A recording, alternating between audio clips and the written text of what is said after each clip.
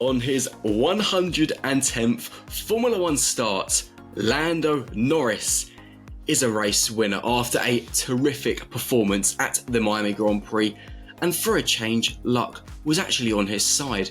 From RacingNews365.com, my name is Nick Golding, and I'm joined by Ian Parks, who I think if you turn around very quickly is actually lead editor Ian Parksy Parks. That's my nickname, Parksy. That's what people call me. Ian's gone all out this evening, as he has done all weekend. Ian, we've got to start with Norris. He's finally done it. 2021, the Russian Grand Prix is very much a thing of the past, never to be spoken about again. It was incredible scenes. Almost every driver, it seems, has congratulated Norris on the win. It shows how loved and how much of a fan favourite he is in the paddock. And even afterwards, the Frederic Vasseur getting involved in the celebrations, it feels like a really, really good day for Formula One. Just a quick clarification point on this shirt, why I'm wearing it, before I get on to Lando Norris. As we checked in on Thursday morning and everybody was asked to sign a little form, putting their names down for a shirt, you could have whatever name you wanted on the back. So every member of the media, every member of the photographic media has been given one of these shirts this evening. That's why I thought I'd come on, especially Miami Dolphins, of course. Bit awkward for me. I'm a Dallas Cowboys fan, for anybody who knows their American football. Yeah, I know. It's a bit like wearing a Chelsea shirt, you're Chelsea, when I'm an Aston Villa fan back at home in the UK. Anyway, I just wanted to get that as a quick aside. Lando Norris, wow. Finally, the monkey's off the back. As Andrea Stella put it afterwards, speaking to him post-race, the weight is off the shoulders, not just for Lando, but for the entire team, because this is one they've known has been a long time coming. A year ago, here at this Grand Prix, McLaren were qualifying and finishing at the back of the grid. 12 months on, they are winning? Gosh almighty, here we go. They are winning this Grand Prix with Lando, as I say. Fantastic performance. Yes, the safety car played into his hands, of course, but this is Formula One racing. These are the things that sometimes make you a race winner. But let's point out that he had in that car with those upgrades, fantastic pace throughout that race. He got stuck behind Sergio Perez across the first stint. Once Checo decided to pit, Lando was in clean air. He was setting fastest lap after fastest lap after fastest lap. And yes, as I say, the safety car did kind of come to his aid to a certain degree. But after that, it was just magnificent performance. That car really was with him. He felt so comfortable in that car, said Andrea, that he knew that this was almost going to be his day in some respects. Particularly, and credit to Lando as well, he'd noticed Oscar overtaking a Ferrari at the very start, and Lando thought, we've got good pace here, and that car's only got 50% of the upgrades that I've got on mine, because as we know, McLaren came into this weekend with the upgrade package. Lando got 100% of it. The difference being that Oscar only got 50%. He was missing the floor and the sides. So he's going to have that for Imola. Does this mean that McLaren is now going to be a potential threat to Red Bull going forward at upcoming Grand Prix? That's a case of let's wait and see. Certainly, they're going to be a hell of a lot closer, you would assume. We've got a feeling that Red Bull now might be finally starting to get a bit of a challenge behind them, which is going to be great for Formula One overall. And just, I guess we've got to say from a British perspective, because we are Brits at the end of the day, it's been a long time since we've heard God Save the King being bellowed across a circuit, in this case, the Miami International Autodrome. Given how hard Lando has worked for this win, how close he's come on so many occasions, I know we're probably going to get comments of British bias, and on this, I have no shame in this, because for me, I felt like a really proud Brit seeing Lando across that. And his, jumping into the McLaren team and Parc Fermé, just the whole celebrations that followed.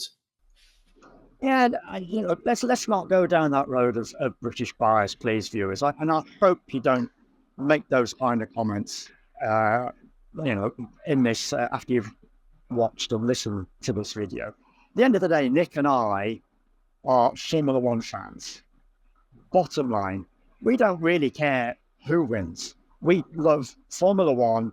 It's our passion. It's what we do for a living.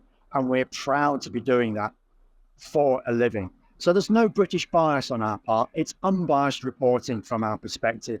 We just give the views as to how we see it over a course of any particular Grand Prix day during the weekends.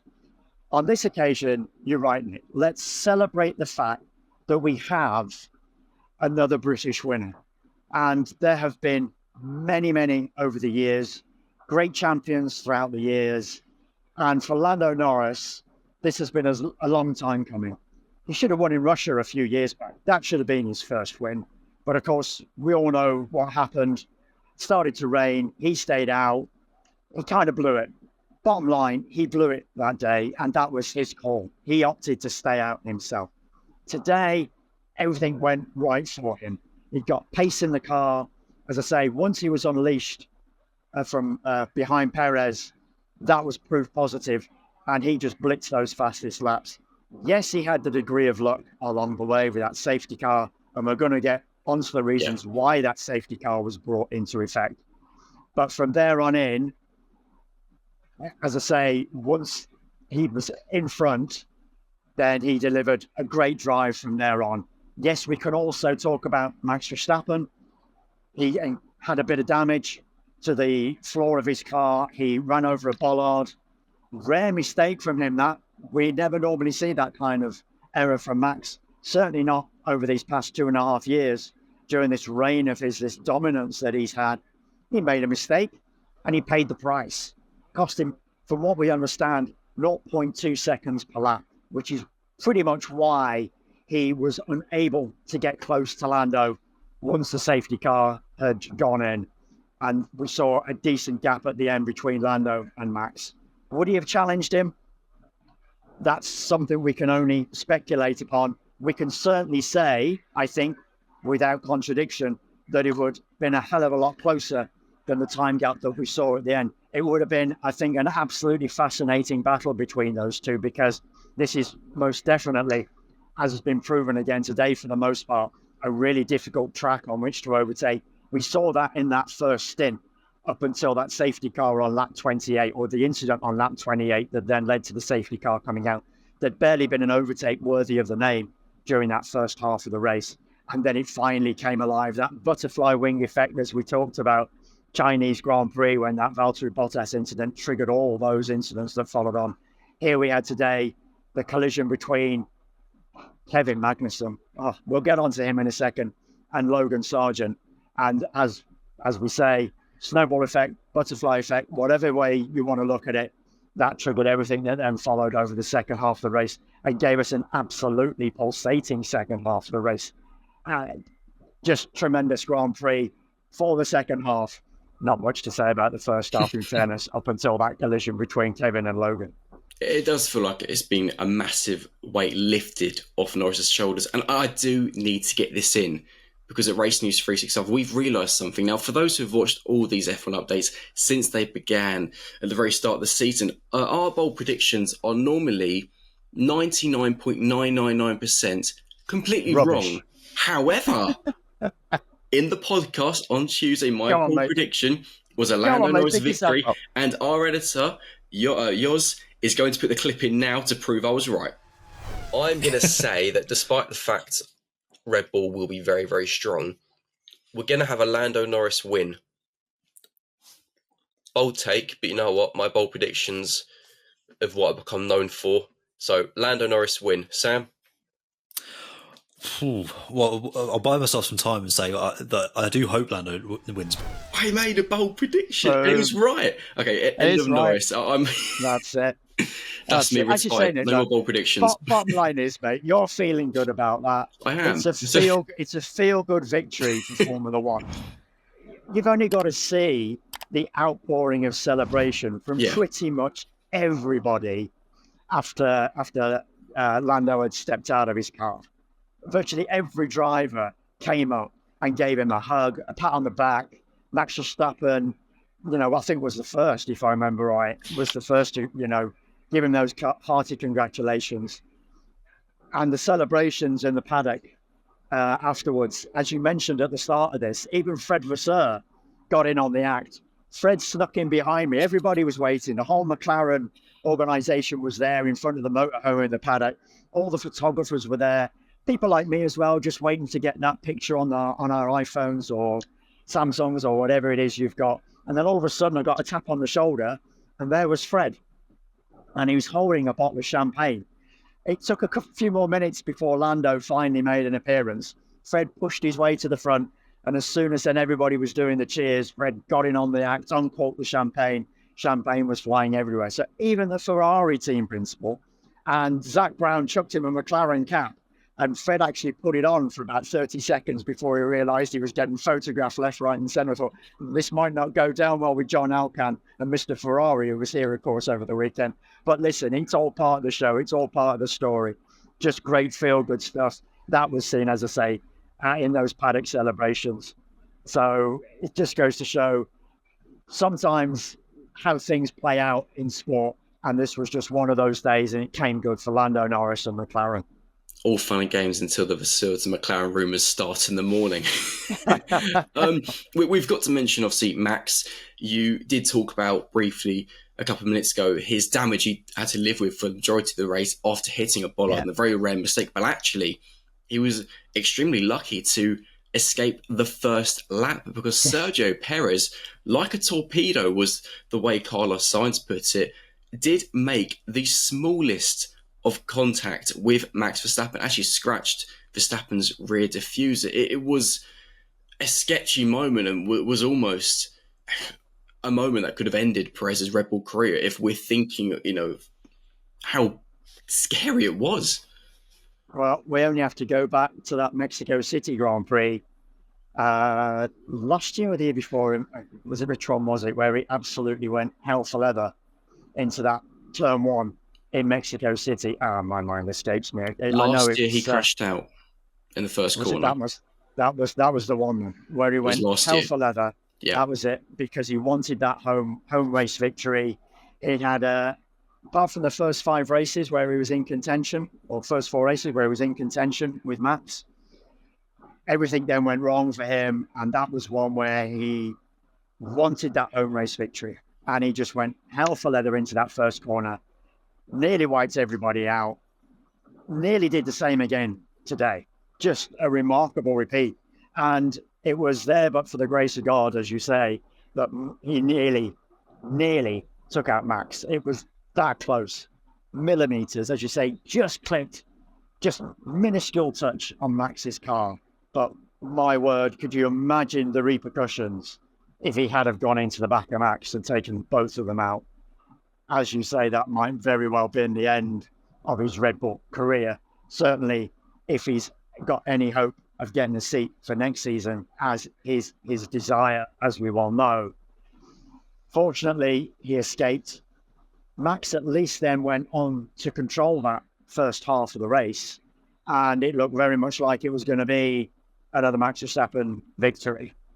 But then it all went wrong once again for the man of the weekend, who has had the absolute horror of all weekends in past driver Kevin Magnussen. 35 seconds worth of penalties on Saturday. Another 30 seconds worth of penalties today. Plus a grand total of, did you say 7 points, Nick, when we were discussing this weekend? He is now on 10. 7 penalty points this weekend that has now placed him on 10. The threshold is 12. Hits that, he has a race ban. And he's got another 18 Grand Prix to negotiate this season before the first of those penalty points comes off his super license at the start of next year. Oliver Behrman, I'd start warming up, mate, because at some point over the course of this season, you could very well be in that past car as you were in the Ferrari in Saudi Arabia, when, of course, you took the place there of an unwell Carlos following his appendectomy, suffering with appendicitis, of course. So it could be 2 Grand Prix this season for Oliver Behrman at this rate. And we know he's got a number of practice sessions lined up for Haas. He's going to be wanting to prove himself. A number of practice sessions lined up for Haas over the course of this season, should I quickly add. And he's going to be wanting to prove himself in those. As for Kevin Magnussen, he's got to be coming out of this weekend thinking, what's this going to do for his future? Because from going into this weekend thinking, well, Nico Hulkenberg's going to stake next season ahead of his, we know all about that he's going to be, an Audi driver in 2026. Kevin might have come into this weekend thinking, well, Nico's gone on. There's a little bit of comfort there now. Maybe they, might not want to get rid of me. Maybe they'll think of me again for next season because he's had a contract at the end of the year. He wants a new contract going forward. This weekend will not have done him any favours whatsoever. He gave one of the shortest driver pen media sessions I've encountered. Lasted less than a minute. And pretty much every one of his answers to the questions he was asked were all monosyllabic. He did not want to talk. He did not want to be there, which you can understand. It's a duty that they have to carry out. They've got to speak to the written media. All drivers have to speak to the written media, post-quali, post-race. I can fully understand why he was the way he was. But as I say, Nick, he's going to be coming out of this weekend with huge question marks over him. Not just, is he going to have a race ban? Is he going to counter another? Is he going to get more penalties and in turn get those penalty points on his license? But he's got to be now looking more longer term with regards to 25 in particular. What does this do for his future with the team? And obviously in the race, if we're going to go into some details, the two penalties he received, the first was a 10-second time penalty for causing the collision with Logan Sargent. The local boy was massively unlucky. It was an incident at turn 3, a nasty one for Logan, actually. It's a corner where you don't see any instance. Effectively, Kevin saw a gap on the exit of turn 2 into turn 3, which quite simply wasn't there. I mean, there's no arguments. That was Kevin's fault, and an extremely unfortunate, accident for Logan, who just is another driver who just cannot catch a break. And you've got to think as well that that's two drivers in consecutive weekends that Kevin Magnussen was taken out of a race, because he did the same with Yuki Tsunoda, of course, in China. So these are great moments for Kevin, most certainly, and for Logan. He came into this weekend knowing he had to perform, because all of a sudden we've had this speculation taking place with regards to Kimi Antonelli. There was talk that this could be Logan's last Grand Prix, that Williams was looking to bring in Kimi from Imola onwards. That's been absolutely quashed. That's not going to happen. We've talked about the super license situation with regard to Kimi, and the fact that he's got to be 18 years old before he can enter into an F1 Grand Prix weekend. That one, I think, is going to continue for a little while. But yeah, poor Logan, as I say, he said himself that he was just starting to feel good with the car this weekend. He was more comfortable with it. And then, okay, it's still been tough in some respects, given his qualifying positions for both the sprint and the Grand Prix. But for him, at least there were these small signs that he was taking these steps in the right direction. And then, as I say, for the second consecutive race, Kevin Magnussen comes along and wipes out a driver and takes him out of the race.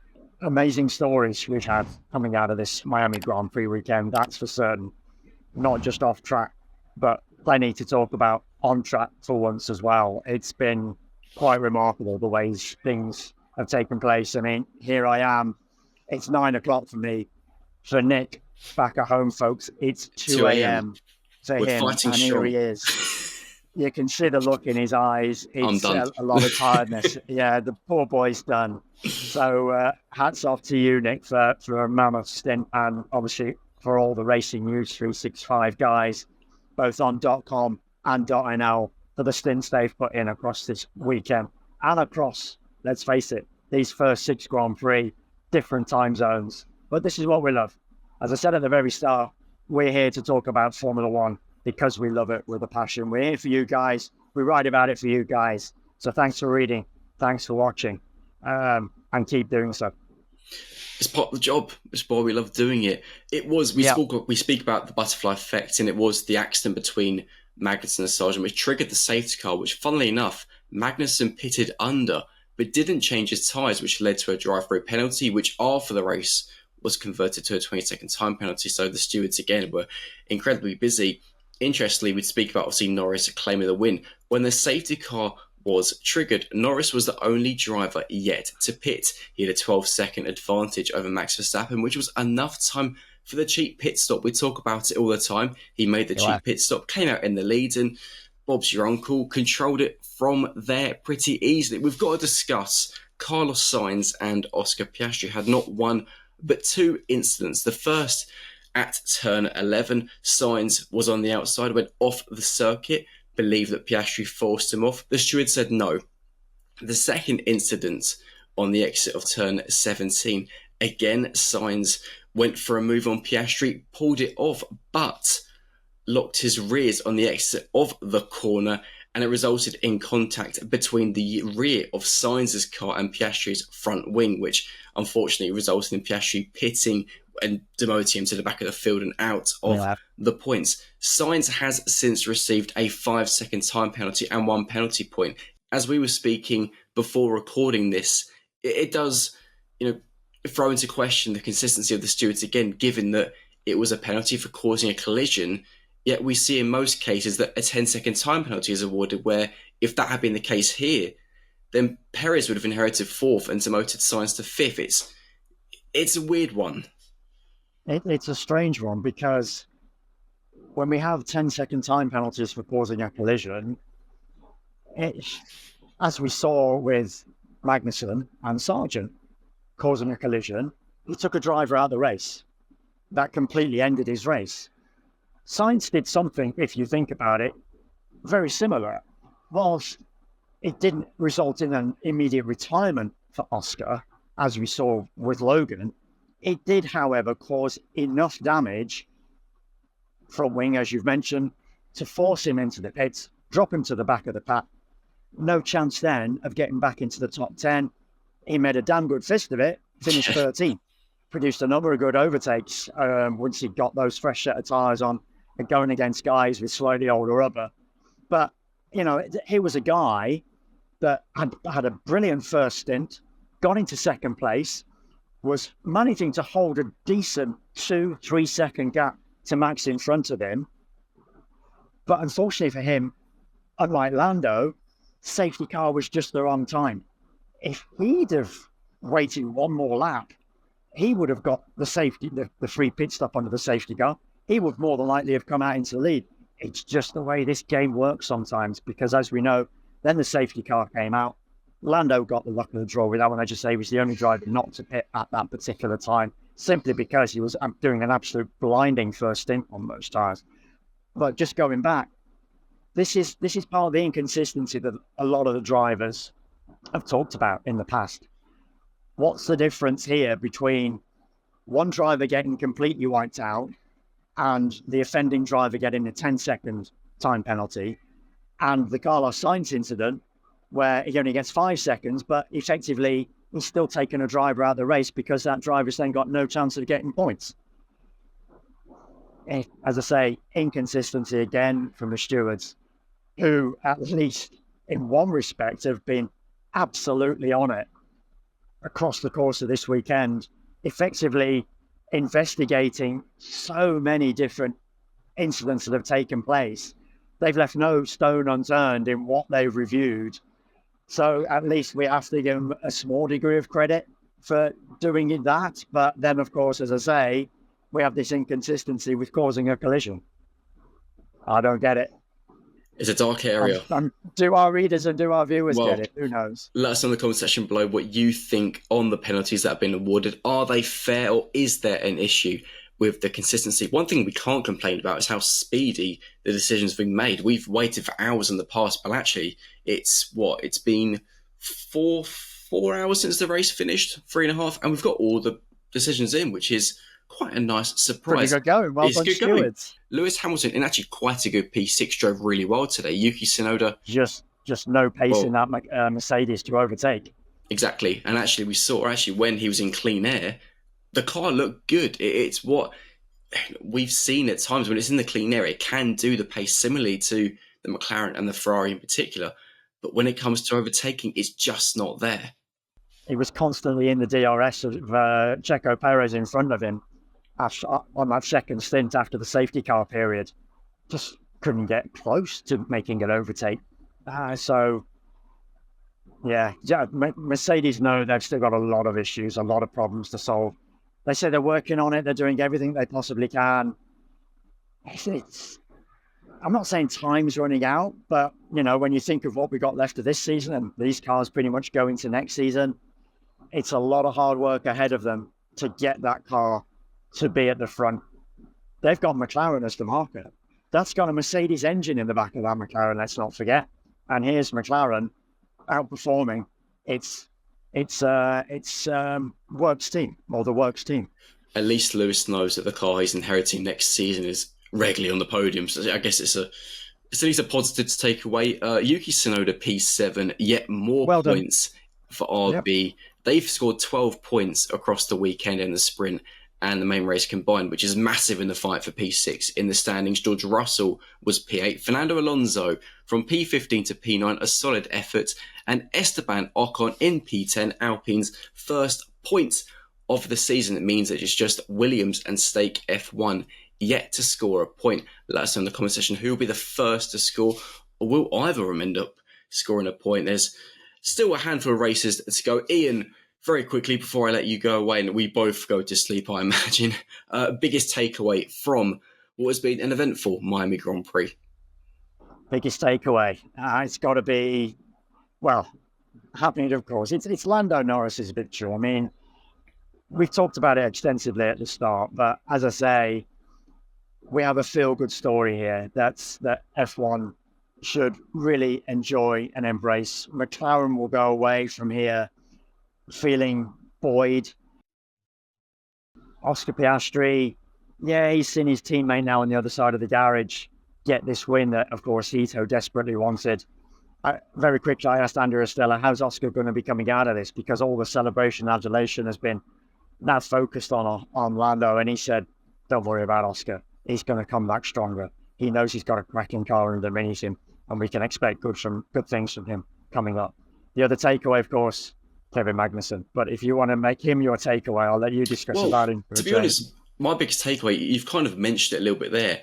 McLaren brought, particularly for Lando's car, so many upgrades, and similarly to last season where they had a dramatic turnaround when they introduced effectively a B car, they became the team who could challenge Red Bull and Ferrari. In this case, I'm really intrigued for Imola and seeing what Oscar can do with the full upgrades package. Can he do a similar performance to Lando? Will the upgraded car work as well in Imola and in the coming races in Europe as it has done in Miami? I think that could be the key to whether Red Bull recover from this and go on to win the next handful of races, or if there is generally a fight coming from McLaren and Ferrari. Let us know in the comments what you thought of. Oh, go on. I was just wanted to add to your point there, Nick, because Andrea Stella made a really good point. Oscar with 50% of the upgrades compared to Lando's 100%. Oscar performed better in terms of comparison. Bear in mind, you've got this kind of scale, better than they anticipated he would perform.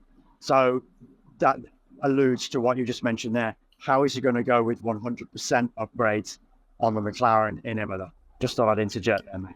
It's something to look forward to, and obviously another takeaways. I got a prediction right. Final time I'm mentioning it.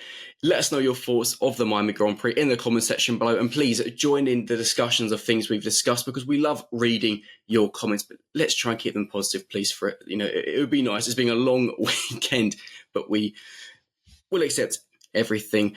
Make sure you're checking out racingnews365.com for all your post-Miami Grand Prix content, and be sure to check out on Monday the next F1 podcast from Racing News 365. From myself and Ian, we'll catch you next time. See you later. Thanks, folks. Take care.